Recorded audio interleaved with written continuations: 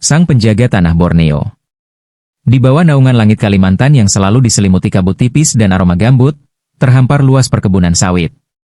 Di salah satu sudut lahan yang sedang dibuka untuk proyek pembangunan pabrik, bekerja seorang mandor lapangan bernama Mas Slamet. Ia dikenal sebagai sosok yang rimo, menerima, dan tak banyak bicara, namun memiliki naluri tajam yang sulit dijelaskan. Pagi itu, suasana di lokasi penggalian proyek terasa lebih senyap dari biasanya. Bahkan deru buldozer dan teriakan pekerja seolah tertelan oleh keheningan rimba yang mengelilingi.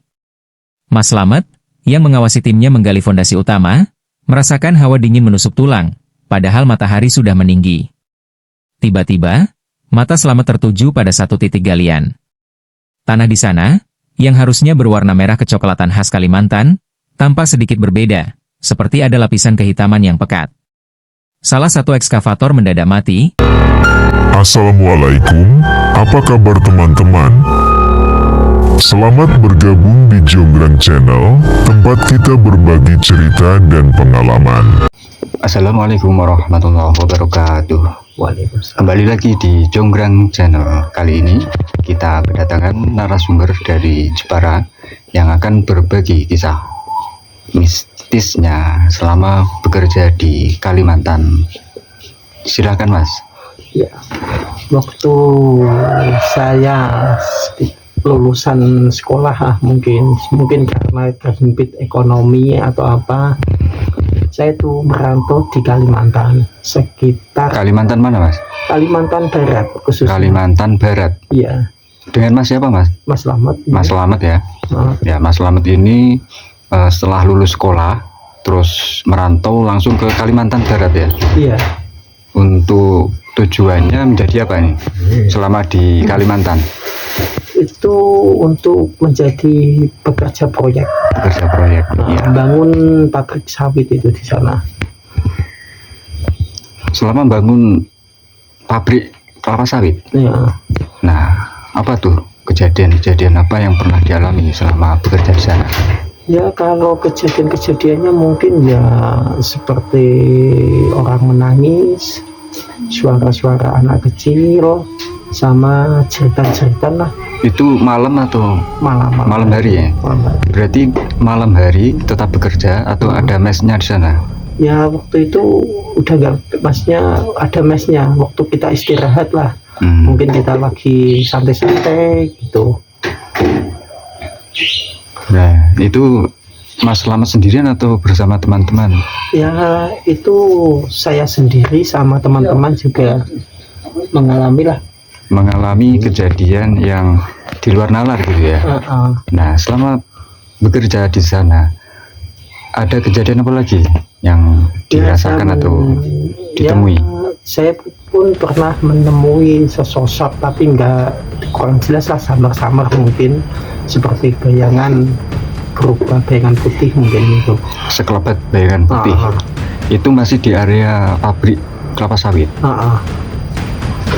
Nah, untuk kejadian di sana itu mungkin sekitar tahun 2010-an lah, waktu saya pertama kali merantau ke Kalimantan, khususnya Kalimantan Barat itu.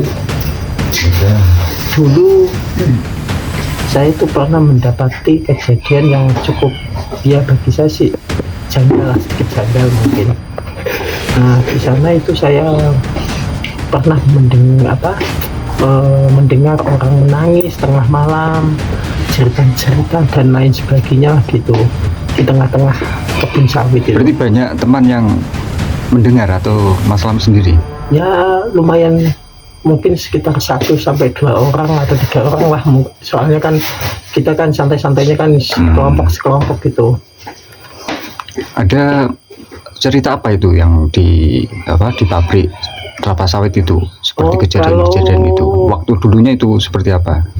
Kalau kejadiannya sih enggak di pabriknya tuh, enggak, kemungkinan lebih tepatnya itu di mes sama di tengah-tengah pohon-pohon sawit lah, di tengah-tengah perkebunan sawit itu. Kalau di perkebunan sawit itu saya pernah mendengar tuh ya suara cerita, rintihan dan lain sebagainya lah. Tiap malam ya?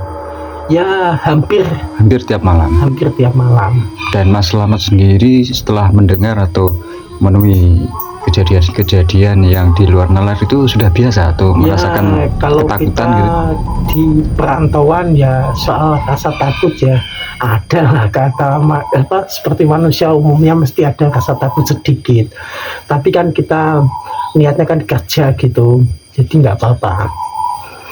Soalnya waktu di Kalimantan itu ya seperti kayak di Jawa biasa pada umumnya, suasananya enak, aslinya enak, cuman kan ya mungkin waktu di sana itu mandornya mungkin yang kurang profesional lah gitu.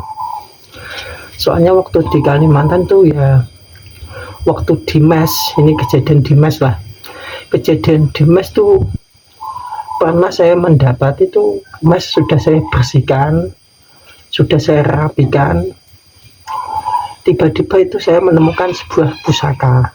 Waktu malam itu saya mendapati kejadian yang cukup sedikit janggal. Kejadiannya tuh waktu hujan rintik-rintik, saya lagi sedang sendirian, itu mendengar suara kayak jeritan. Nah, waktu itu saya bergegas untuk langsung pulang dan tidur.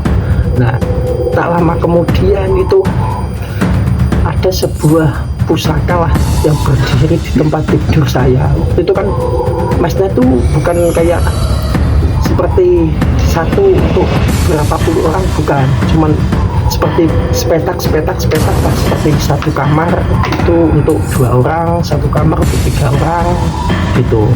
Nah waktu itu saya tuh satu kamar dengan adik saya itu, jadi satu kamar itu cuma saya dan adik saya. Nah waktu itu ya, kejadian anehnya cuman yaitu saya pernah mendapati itu sebuah pusaka Trisula lah. Mendapati sebuah pusaka Trisula itu bentuknya berwujud langsung ada atau cahaya? Langsung berwujud ada. Itu ada kejadian apa sebelum ada Trisula itu muncul?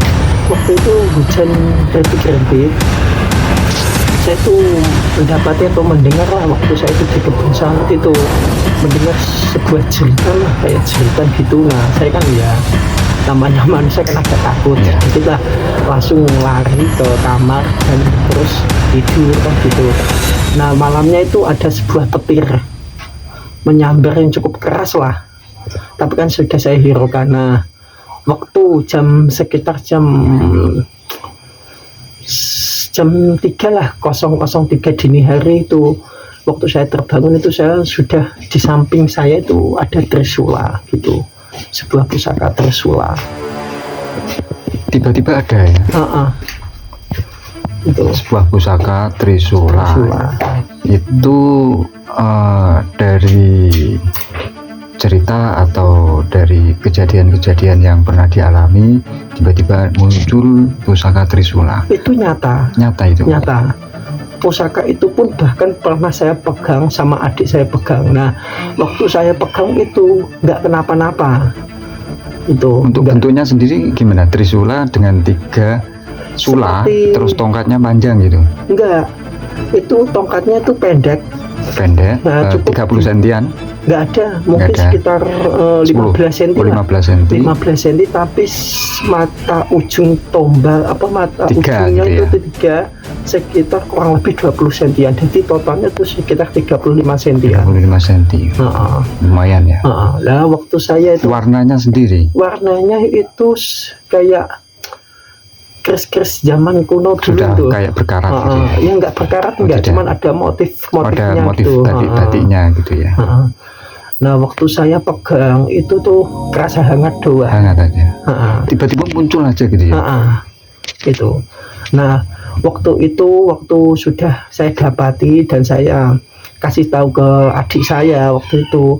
Nah adik saya itu pernah pegang 1 sampai 2 hari lah. Tiba-tiba tuh orangnya sakit sampai 2 minggu. Adiknya tadi yang pegang ya, karena mungkin tidak kuat atau gimana Mas? Ya kurang tahu juga gitu. Soalnya kan waktu itu kan Kak saya boleh pinjam itu pusakanya gitu. Ya boleh silahkan kalau mau kan gitu. Nah waktu itu dipinjam adik saya 1 sampai 2 hari.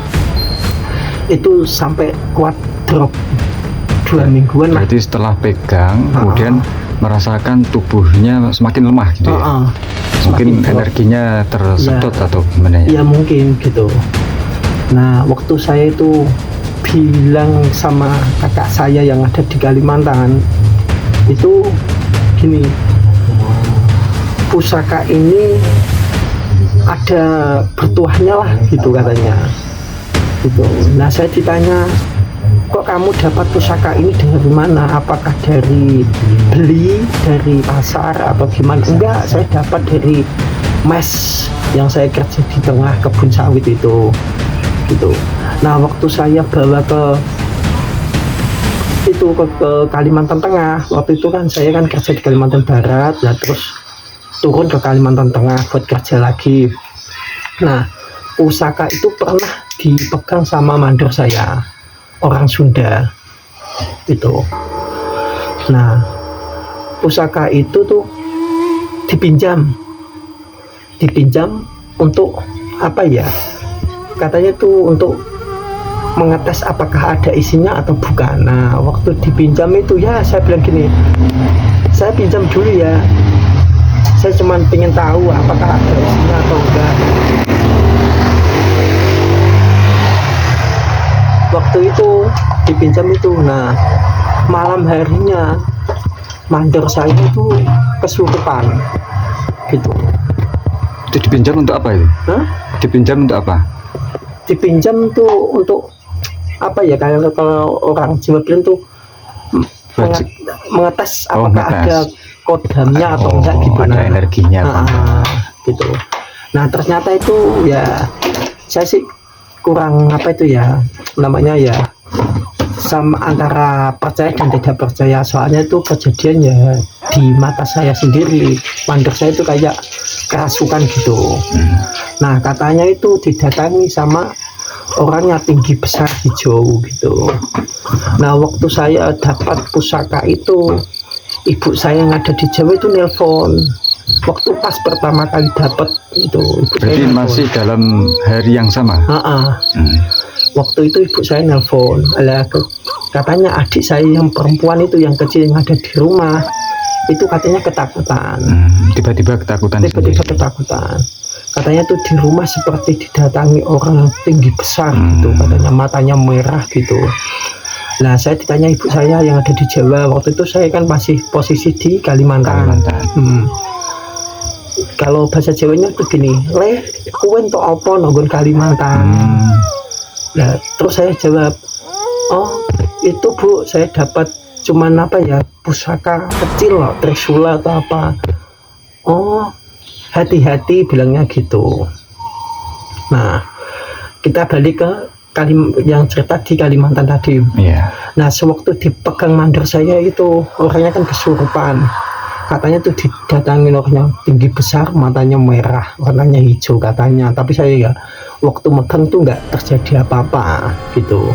Nah sekian lama dipegang, tak pegang. Lama-lama itu apa ya? Ya namanya kita kan manusia ya, itu. Ya aslinya ya antara percaya dan tidak percaya, cuman gini. Waktu itu saya pernah mendapati ya memang benar mimpi kalau yang menjaga itu apa, orangnya tinggi besar, matanya merah gitu. Nah, waktu di Kalimantan itu juga, waktu saya sudah pindah posisi kerja tapi masih pegang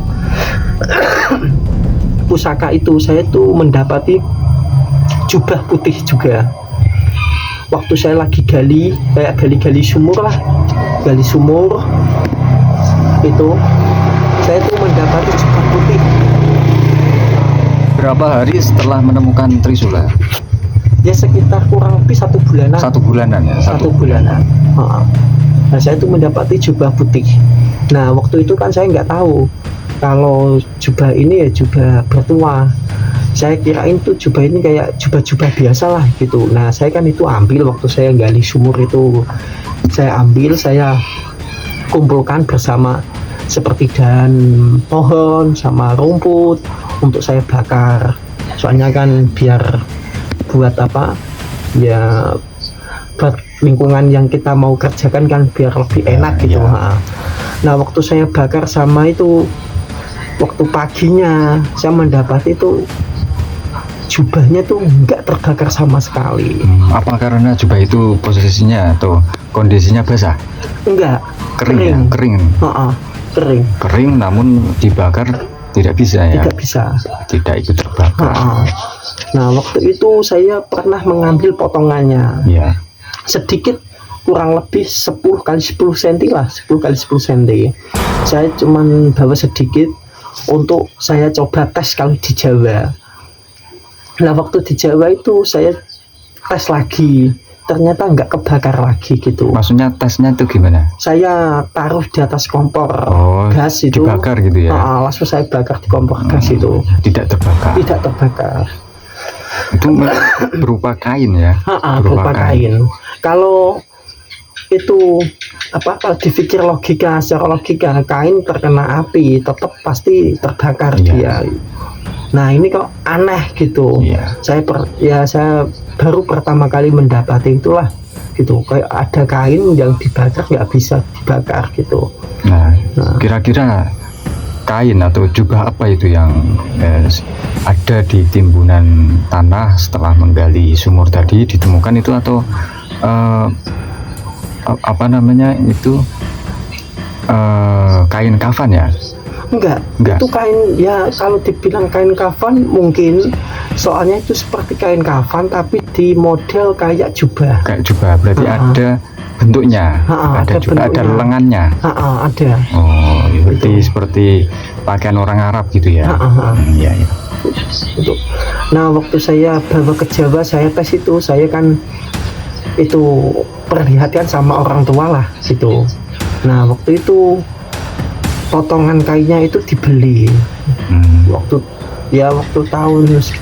Nah itu kan kainnya kan panjang ya, dan berukuran yang mungkin lebar juga ya. Itu dibawa pulang ke Jawa atau sebagian? Enggak, saya timbun lagi. Timbun lagi di tempatnya semula. Nah waktu terus mengambil hanya beberapa potongan saja. Satu potong itu yang tapi digunting bisa? Digunting bisa gitu. Namun dibakar tidak bisa? Dibakar nggak bisa. Waktu itu saya kan pulang ke Jawa. Nah di Jawa itu saya tes lagi, dibakar sama kompor gas lah itu, ternyata nggak kebakar. Nah terus ada orang tua yang lihat, terus ya dibeli gitu. Nah katanya tuh kalau kamu datang ke sana lagi, coba gali, siapa mungkin masih. Nah berkelanjutan, waktu saya ke sana lagi, saya coba gali lagi, waktu saya timbun saya timbun itu sih, saya gali ternyata sudah nggak ada, hilang lenyap gitu. Nah kira-kira apa itu, ada jawaban dari mungkin ada orang lain yang ya katanya tuh jubah itu anti api katanya, tapi kan gini, saya kan ya nggak tahu, orang awam lah ya. Katanya tuh jubah itu anti api. Berarti jubah memang didesain untuk tahan api ya? Iya gitu. Kalau masalah kembali ke topik Trisulanya tadi, saya kan menjadi orang kan nggak suka lah barang-barang gituan kan, nggak terlalu suka. Itu dipinjam sama mantu sampai sekarang. Sampai sekarang ya. Dan untuk kabarnya atau barangnya itu nggak tahu ya masih apa enggak ya? Ya katanya sih masih. Tapi saya kan malas lah untuk ngambil lagi gitu. Nah itu ada efek atau setelah dipegang si mandor tadi ada kejadian apa itu? Iya katanya sih badannya terasa panas gitu. Dan sampai sekarang pun? Sampai sekarang kurang paham juga, soalnya kan sudah lama gitu. Sudah nggak lama, udah nggak hubungan lagi sama mandornya itu.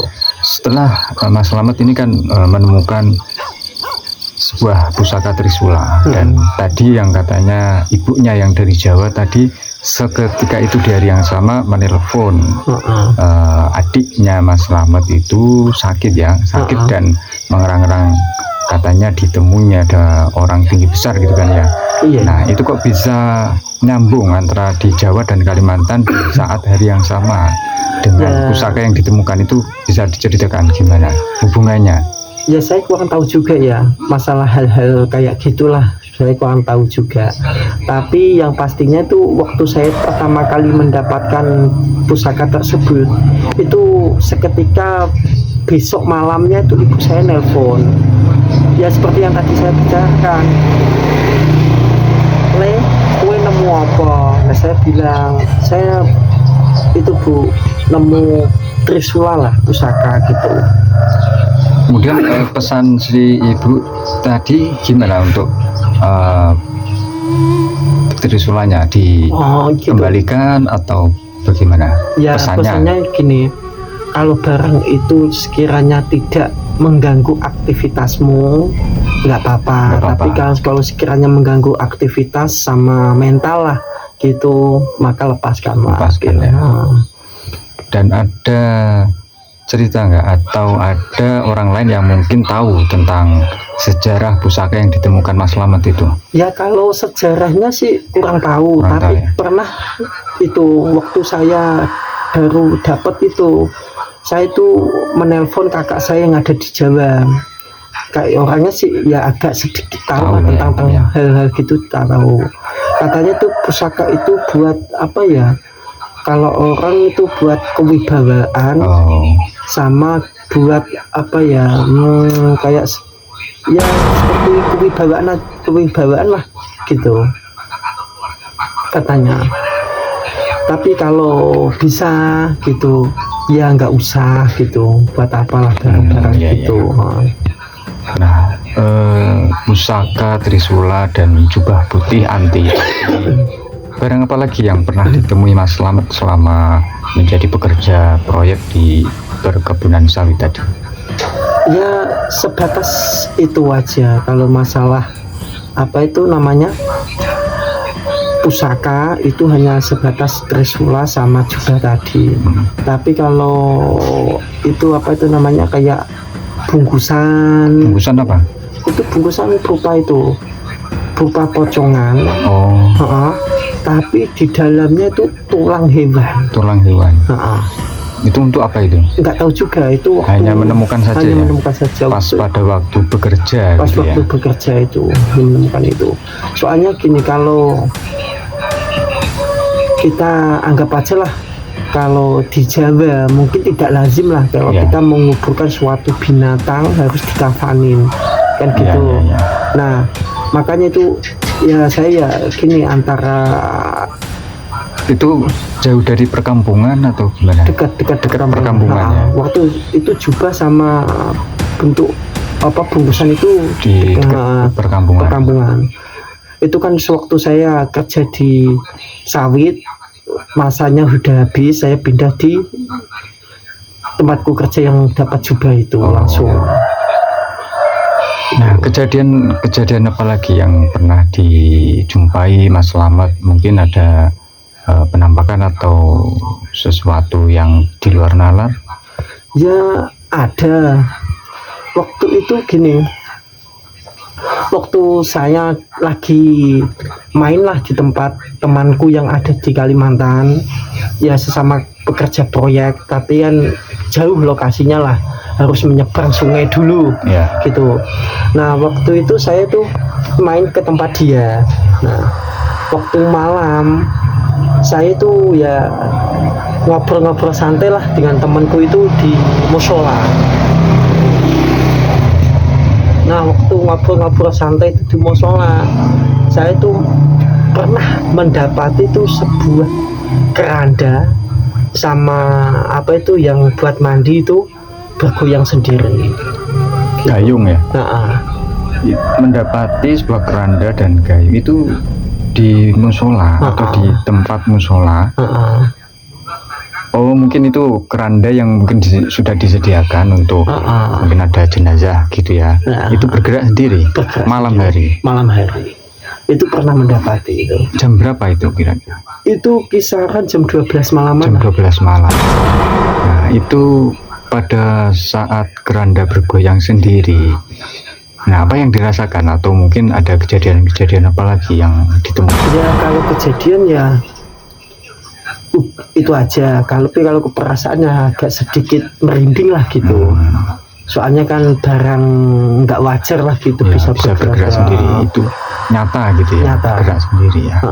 Tapi anehnya waktu saya keluar dari lingkungan itu, maksudnya yang lingkungan seperti lingkungan tadi lah yang buat menyimpan keranda tadi, nggak kedengeran. Kedengerannya itu waktu di lingkungan tempat nyimpan kerandanya itu, yang di sebelah musolanya itu, gitu.